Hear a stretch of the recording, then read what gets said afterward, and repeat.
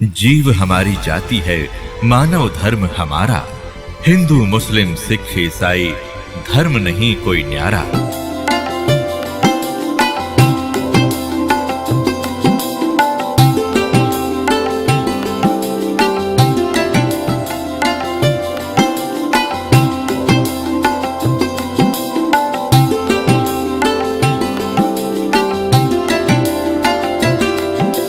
एक समय बनारस के अंदर, काशी के अंदर एक दामोदर नाम के बहुत बड़े व्यापारी रहा करते थे, बिजनेसमैन। उनका अपना एक पोत था, समुद्री जहाज था, और उसके साथ वो व्यापार करने के लिए समुद्र मार्ग से दूसरी स्टेटों में जाया करते थे। उसके साथ और भी उसी शहर के आसपास के काफी अन्य बनिए लोग भी साथ जाते थे उसके जहाज में किराए पर, और अपना सौदा लाया करते थे। सेठ जी बाहर गए हुए थे और पीछे से उनकी धर्मपत्नी, जिसका नाम धर्मवती था, वो बहुत धार्मिक थी। सेठ दामोदर भी बहुत नेक आदमी थे, भक्ति, बहुत विश्वास करते थे परमात्मा। और हमारे हिंदू समाज के अंदर राम और कृष्ण, गणेश और इन भगवानों से ऊपर कोई हमारा इष्ट नहीं था। और ये सभी क्रियाएं हम किया करते थे, जो वो कर रहे थे, जो हम करते हैं वैसे ही वो किया करते थे। उस समय परमात्मा ने के बहुत से शिष्य हो गए थे और बहुत दुख दूर हो गए थे। एक दिन ऐसे ही उस सेठ की पत्नी धर्मवती के पास एक बहन गई, उसके पास कि बहन, हमारे घर पर सत्संग है, आप आ जाओ। तो उसने सोचा चल मेरी वो बहन ज़्यादा उसके निकट थी और पहले कई बार चर्चा कर रखी थी उसने परमात्मा की। तो कर्मवती ये कहा करती, कभी आसपास तेरे आपके गुरुजी आवे तो उसमें बताना, मैं दीक्षा अगर ज्ञान समझ में आ गया तो मैं दीक्षा लूंगी, वैसे नहीं लूंगी। तो उस बहन ने अपना सत्संग करवा लिया और उसको अपनी सहेली को आमंत्रित किया। अपने आत्माओं परमात्मा का ज्ञान, ओए होए, और ज्ञान सब ज्ञानड़ी, कबीर ज्ञान सो ज्ञान, जैसे गोला तोब को करता चले मैदान। परमात्मा ने सृष्टि रचना सुनाई। परमात्मा जहां भी नया सत्संग करते थे सबसे पहले सृष्टि रचना सुनाया करते थे, और फिर मालिक की वाणी में उनके शब्द में ज्यादा कसक थी, आत्मा तुरंत खिंच जाती थी। सारा ज्ञान सुना। धार्मिक देखो, पुण्यात्मा होती है ना, वो घनी अटपट नहीं कराया करते, सारा प्रमाण सामने, और फिर अग्रम अग्रम। तो धर्मवती उस बहन का एकदम सिर गया शरीर। जब सत्संग परमात्मा ने कर लिया 2 घंटे और बैठ गए, 10-20 भगत थे, अपनी अपनी कहने लगे। तब उसने, परमात्मा ने कहा बेटा दीक्षा लेगी। वो कहने लगी महाराज मेरी आत्मा तो मानना है, मैं दीक्षा लूँ आपकी, मुझे ज्ञान पूर्ण रूप से समझ में आ गया। कुछ तो उस बहन ने कई बार सुना रखा था, और फिर परमात्मा ने फिर उसको सही सुचारू कर दिया। पर भगवान मेरा एक समस्या है मेरे सामने। तो परमेश्वर कबीर जी ने कहा बोल बेटा क्या शंका है वो बता मुझे। कि यूँ कहा करें, यूँ सुना है मैंने कि जोड़े में नाम लेना चाहिए। मेरा पति गया हुआ प्रदेश में धन कमाने के लिए, और वो आ लेगा तब नाम लूंगी, लेकिन मैं अब मुझे ऐसा लग रहा है कि मैं इस घर से बाहर कदम रखूंगी आपकी झोंपड़ी इस स्थान तक, कि मेरी मृत्यु ना हो जाए। आज मुझे आपके सत्संग से एक एक पल भारी हो गया कि जीवन नाश हो रहा है मेरा, तो मैं नाम कैसे लूं। परमात्मा बोले बेटा ये भ्रम जो इन मूर्खों का पैदा किया हुआ है, तुम एक दिन जन्मे नहीं, एक दिन मृत्यु नहीं होगी। आपके पति आपसे बड़े हैं, पहले जन्म हुआ आपका बाद में हुआ। और दूसरी बात यह है कि अध्यात्म मार्ग में फिर उसने कहा जी मैंने उनसे पूछा नहीं है, और आज तक मैंने कोई भी काम उनसे बगैर पूछे किया नहीं है। और कहीं वो मुझसे नाराज ना हो जाए, मैं पाप की भागड़ ना बन जाऊं। परमात्मा ने कहा बेटा आत्म कल्याण के मार्ग में किसी से पूछने की आवश्यकता नहीं, और सभी कामों में सलाह ले सकते हो, सभी बातों में, इसमें एक पल भी देर नहीं करनी चाहिए, कोई पाप नहीं लगे। अब वो चाहे नहीं ठीक, गुरु जी के मुख से जो शब्द सुन लियो फाइनल सच्ची है, मैं महाराज फिर दीक्षा दे दो। अब उसने नाम ले लिया। अब रोज ये मंत्र आप देख रहे हो, ये मंत्र दिया करते दाता सबसे पहले, केवल बीच बीच के 5। अब हम हिंदू इनके ऊपर आरूढ़ थे ही, लेकिन वो मंत्र गलत जाप करे थे। ये मूल मंत्र हैं इनके। जैसे आपको बहुत बार बताया है, जैसे एक भैंसा होता है या ये बैल होता है, खागड़ जिसने कहे, उसने वैसे कहे जाओ भैंसा भैंसा, कतई नहीं सुने। अरे एक बार न्यू कर दिया हुर्र, वो न्यू देखेगा और भाग उसकी तरफ दौड़ना हो जाएगा। तो उसका अट्रैक्शन है, विवश है उसके उस शब्द से, वो खिंच जाता है।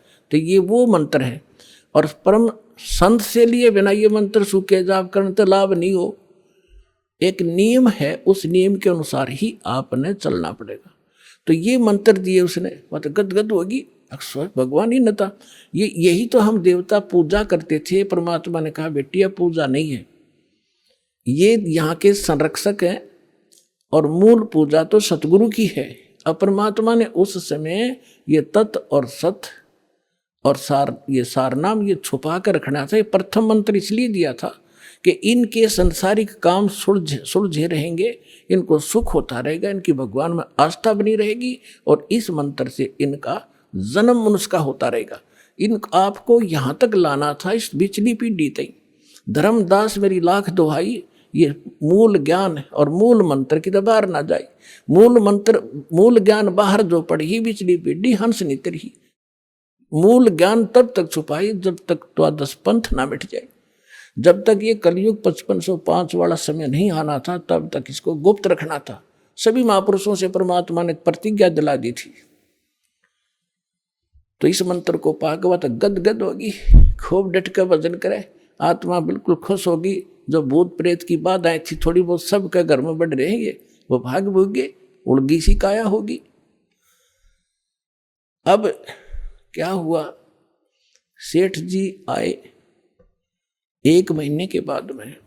अब वो बुद्धिमान बहुत थी, उसने सोचा कि मेरे पति को यदि कोई थर्ड पर्सन न्यू बतावेगा कि तेरी पत्नी सत्संग में जाती है और रात को जाती है, क्योंकि परमात्मा अधिकतर रात को सत्संग करते थे, क्योंकि दिन में तो किसी को फुर्सत नहीं छोड़ रखी काल ने धंधे में।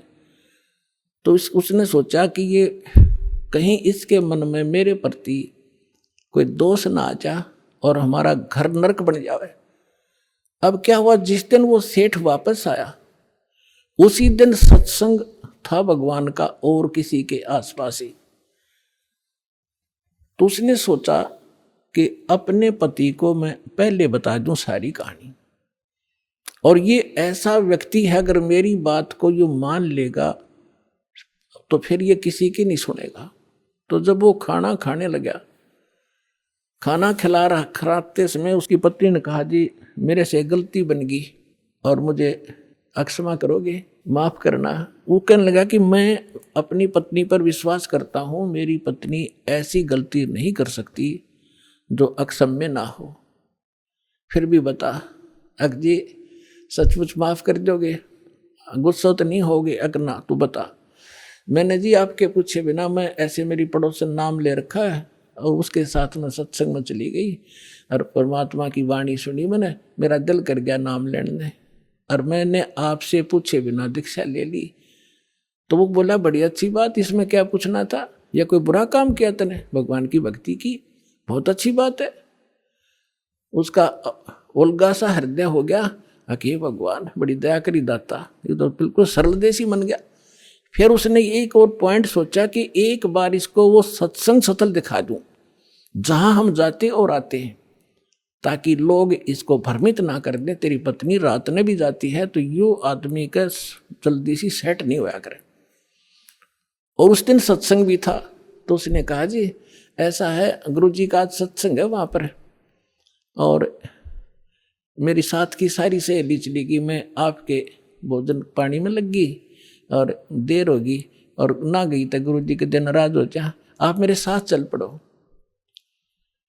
तो वो कहने लगा देखो मैं थका हुआ हूँ, दूर से आया हूँ, आप जाओ। और नो बोली आप मैं जाऊँ कैसे, रात का काम, कोई साथ नहीं मेरे। तो कहने लगा मैं चल पड़ूंगा और जाते मुझे नींद आवेगी, बता मैं क्या सत्संग सुनूंगा। उसने पता था कि एक बार यूँ चल पड़ा और सत्संग सुन लिया तो आली नींद इसने। तो वो कहने लगी आप यूँ करियो, पीछे से बैठ जियो, नींद आ जाए तो सो जाइयो, गुरु जी कुछ ना कहा करे। तो उसने सोचा चल फिर तो कोई बात नहीं। वो दोनों पति पत्नी आ गए। अब बैठ गई पाछे ने, वो बैठ गया पीछे ने, भगतनी बैठ गई भगतमतियों में। परमात्मा ने वह सृष्टि रचना फिर सुनाई। वो तो जाने थे चोट ने सामने मारना। अब लाला जी ने किसी नींद आवे थी, उसका कलेजा फट गया, थर थर कांपे गात सारा। और नौके सोके सुने ज्ञान कड़ी कसूती तरह। अब सारा ज्ञान सुना के सुन लिया। जब अपनी उसकी पत्नी आई, जी नींद तो नहीं आई? कि नींद करे मेरे तो बेचैनी होगी, काहे की नींद आवे थी? एक न्यू पूछ ले गुरु जी ते, मुझे नाम दे देंगे? तो उसने जाके कहा महाराज जी भगत जी आए हैं और यूं कहे दीक्षा मिल जाएगी। कहा बेटा बोला। तब उसने बोली कहा जा नाम देंगे आपको। सेठ जी जाकर बैठ गया पास में, कहने लगा भाई सुन ले लाला जी। परमात्मा बोले देखो सेठ जी आप हो इन देवताओं के गणे पुजारी, और परमात्मा का नाम लेने के बाद आन उपासना नहीं करनी होगी। वो कहते हैं 100 वर्ष सतगुरु की पूजा, एक दिन आन उपासी और वो अपराधी आत्मा फिर पड़े काल की फांसी। 100 वर्ष गुरु की अनुसार साधना कर ली, सतगुरु के अनुसार, एक दिन भी आन उपासना कर ली ना किसी देवी देवता की, पिछली सारा भट्ठा बैठ जाएगा तेरा। तो वो लाला जी बोला सेठ दामोदर, कहने लगे महाराज जी मैं बाणिया हूँ और सौदा करना खूब जानता हूँ, मैंने सारा कुछ सुन लिया और सब कुछ देख लिया। आज मैंने सारे कथा सुन रखी खूब बड़ी बड़ी, जो ज्ञान आपने दिया इस पृथ्वी पर नहीं। और मैं जो वचन कराया करूँ दाता, और पक्का करता हूँ आप मेरे गुरु, मैं आपका चेला।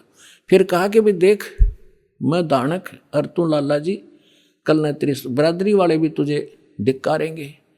ने बोला जी मुझे नाम दो और आप साथ रहियो दास के, जो होगा सो देखी जाएगी, मुझे दीक्षा दो। और परमात्मा ने कहा कि और उपासना नहीं करोगे फिर किसी देवी देवता की, नहीं तो नुकसान हो जाएगा। लेकर नाम, और परमात्मा का हाथ से चित्र बनाया करते थे वहाँ, जब का हाथ से बनाया करते थे, सब जगह मिला करते थे। वो फोटो ले गया, जो विधि बताई थी विधान वो शुरू कर दिया आपने। फिर कुछ दिन के बाद वो कई दिन सत्संग सुने, फिर व्यापार में जाना था तो सभी वो दूसरे व्यापारी भी साथ थे। अब उसने क्या किया, उस जहाज के अंदर उसने अपना एक कक्ष बना रखा था जिसमें सारे देवी देवताओं के फोटो थे, और वहीं अपना घंटी बजाया करता, बैठ कर आरती करा करता, जय गणेश देवा माता थारी पार्वती, ये सारी कथा सारी आरती करा करता। अब उसने क्या किया, जाके पहले सारी मूर्ति उठाई और समुद्र में जहाज उठाए, समुद्र में जल प्रवाह कर दी, और एक फोटो परमात्मा कबीर जी का लगा लिया। अब दूसरे जो थे वो लाला जी, उन्हें देखा रहे दामोदर ये देवी देवताओं के फोटो कहाँ गए? तो उसने बताया भाई मैंने दीक्षा ले ली गुरु जी से, और गुरु जी का जो सतगुरु की पूजा करते हैं ना, वो देवी देवताओं की पूजा नहीं करनी होती, इसलिए मैंने वो आदर के साथ जल प्रवाह कर दिया। तो वो सारे कहने लगे रहे तू भट्ठा बैठावेगा, तेरा नाश हो जाएगा, तने कहाँ एक क्या क्या है ये कबीर, ये धानक एक दुलाहा, इसकी कड़फंटी में आ गया तू, कहाँ बातों में आ गया, तने देवता छोड़ दिए, राम कृष्ण जैसे बलवान भगवान छोड़ दिए, देखना तेरा क्या होगा। वो बोले भाई कुछ भी हो मेरे साथ, आप अपनी क्रिया करो, मैं आपको ना कहता, आप मेरे पीछे क्यों पड़ गए, मैं अपनी करूँगा, आप अपनी करो। अब उस दिन उसके बाद उसको कबीर कहने लगे कि यू आ गया कबीर, दामोदर कहना छोड़ दिया। ने बोला भाई कुछ भी कहो, थारी भी जी पवित्र है, भगवान का नाम लेने थे, ठीक है मुझे मालूम है तुम किस विषय से कह रहे हो, कोई बात नहीं। अब वो चले गए और सब अपना माल लाद के बच्चों समेत जा रहे थे कुछ तो, क्योंकि 3-3 4-4 महीने वापस आया करते थे।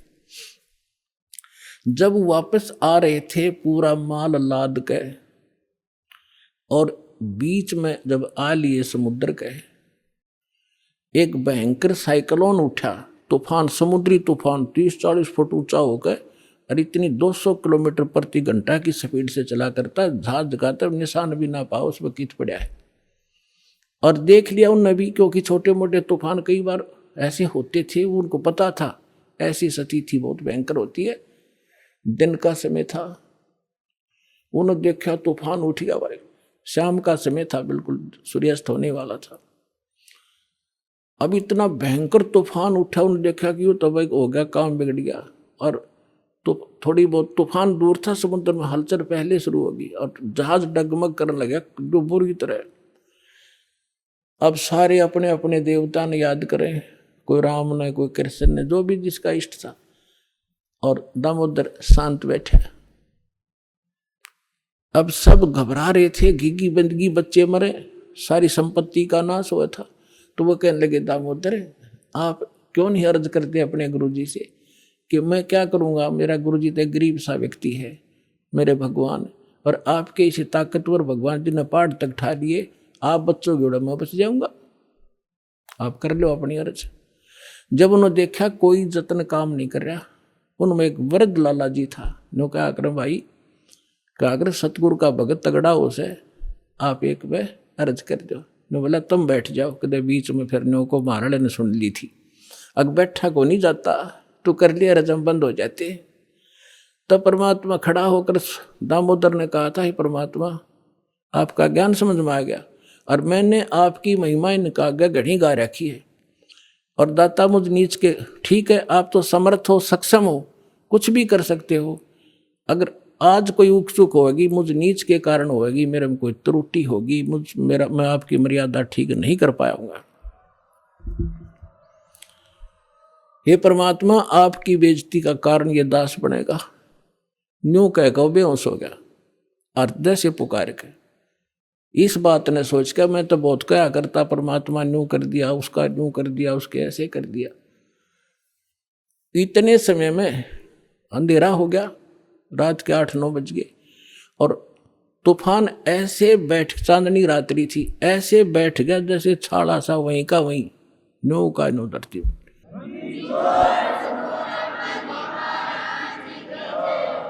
और समुद्र के जल में जरा सी भी हलचल नहीं। अब उस दामोदर को पानी के छींटे छाटे मार के मुंह पे होश में ले आए। तब उन्होंने कहा कि भाई दामोदर हमसे बड़ी घनी गलती हुई, हमने आपके गुरुदेव की बेइज्जती करी, हम कति नीच प्राणी हैं। और उन्होंने संकल्प कराया था कि यदि आज जान बच गई, हमारे भगवान तो फेल हो लिए, जब आज ये तूफान रुक गया, हमारी जान बच गई, दामोदर हम तेरे साथ चलाएंगे, नाम लेंगे उस परमात्मा का। तब दामोदर को कंधे पे बैठा लिया उन लालाओं ने, हर ने बोले बोलो दामोदर की जय, ने बोला नहीं, जय बोलो जिसने यो काम कराया है, बोलो कबीर परमेश्वर जी की जय हो।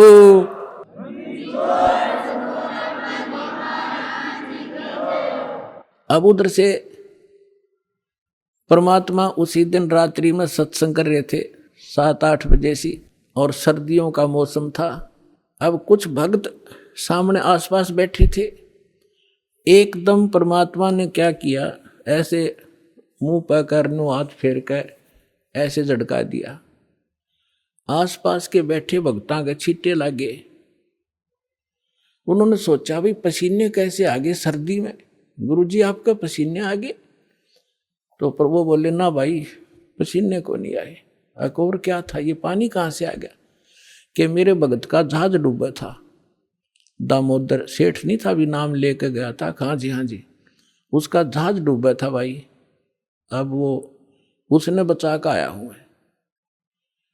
अब वो भगत सोच रहे थे अब भाई, अब क्योंकि हम भक्ति अवश्य करते हैं लेकिन विश्वास दृढ़ नहीं होता, और परमात्मा कहते हैं कहा हो तो हरि नाम से, जब मन में नहीं विश्वास, बिना विश्वास के जो भक्ति करते हैं वो सफल नहीं होते। तो वो कच्चे से थे और मन में उनका न्यू थी, ऐसे ही शब्द गा रहे थे, ज्ञान सुना रहे थे, पसीने आगे होंगे, हमारे सामने बैठे और वहाँ कैसे समुद्र में जहाज बचा के आए हैं, वो तो बात कही आई हुई।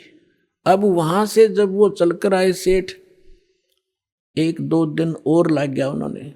उस दिन फिर सत्संग हो रहा था। वो पहले अपने घर गया, घर जाके पता चला कि मेरी धर्मपत्नी भी उड़े जा रही, सत्संग में गई हुई है। और सारे वो सेठ ने बोले पीछे घर जावांगे, और सारे बच्चा ने साथ ले रहे, पहले अब परमात्मा का उपदेश लेंगे जब घर बढ़ाएंगे। अब हमारा बाकी आज का जीवन, आज के बाद का जीवन उनका ही हमारा। और सारे वहाँ चलेंगे, सीधे वहाँ 15-20 लाला जी और उनका परिवार है। अब क्या हुआ, अब उधर सत्संग चल रहा था और वही भगत मिले जुले से वो आया करते उस क्षेत्र में, तो सारे वही बैठे। और पीछे तय क्या हुआ, वो सारे के सारे जाकर बाहर खड़े हो कहने जय हो पाबंदी छोड़ कबीर साहब की, जय हो भगवान कबीर साहब की। परमात्मा बोले रे बाहर कौन शोर कर रहा, पता करके आइयो। अब जो ही वो बाहर गए भगत पता करने आंगन से बाहर, तो उन्होंने देखा दामोदर को, वो सब जाने थे क्योंकि वो आते जाते थे सत्संग में। तो उन्होंने आकर बताया जी दामोदर सेठ आ रहा है और उसके साथ और कई लाला जी हैं, सेठ हैं, और आपका दर्शन करना चाहते हैं। बोला बुला लो भाई, क्या बात होगी। वो सारे आगे चरणा में पड़े, दंडोत प्रणाम करें, हे भगवान आपने दया कर दी, हमारे जीवन रक्षा कर दी। परमात्मा हमसे बहुत भूल हुई, हमने बहुत गलती की, आपके भक्त को बहुत सताया, टॉर्चर किया, इसको माफ़ करो हम अपराधियों को। भगवान आपने हमारी जान बचा दी, हमारा जहाज डूबता आपने बचा दिया। परमात्मा बोले क्या कह रहे हो भाई। और परमात्मा चाहते थे जिनका मन में शंका थी, वो उनका भ्रम निवारण करने के लिए एक सच बताओ, सारी कहानी क्या हुआ था कि भगवान ऐसे ऐसे हो गया था। हमने अपने सारे जंतर मंत्र कर लिए थे, कोई राहत नहीं मिली। फिर हमने आपके भगत आराध करी थी, इसने आपको पुकारा के मंत्र पढ़ा यू दाने, यू बेहोश हो गया आपको पुकार के। तब कहा बेटा मैं ही वहां पहुंचा था और आपकी रक्षा करी थी, और आपका अब सौभाग्य है कि आपको इस संकट आपके लिए वरदान से दोगा कि आपके समझ में आगे और आप यहाँ आगे दीक्षा लो और अपना कल्याण कराओ। सभी ने नाम लिया, उनका कल्याण हुआ। बोलो सतगुरुदेव।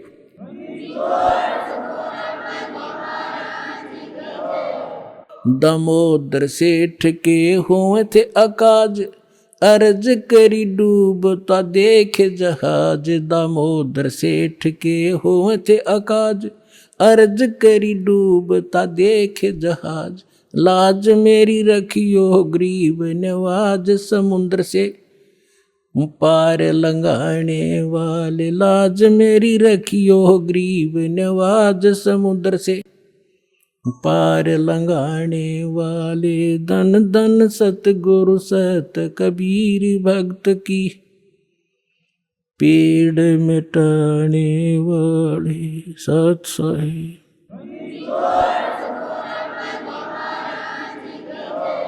आप सुन रहे थे जगत गुरु तत्वदर्शी संत रामपाल जी महाराज जी के मंगल प्रवचन। अधिक जानकारी के लिए विजिट कीजिए हमारी वेबसाइट www.jagatgururampalji.org। संत रामपाल जी महाराज जी के शुभ आशीर्वाद से पूरे विश्व भर में 500 से भी ज्यादा नाम दीक्षा केंद्र हैं, जिन पर संत रामपाल जी महाराज जी द्वारा ऑनलाइन निशुल्क नाम दीक्षा दी जा रही है। अपने नजदीकी नाम दीक्षा केंद्र का पता करने के लिए संपर्क करें 8222880541।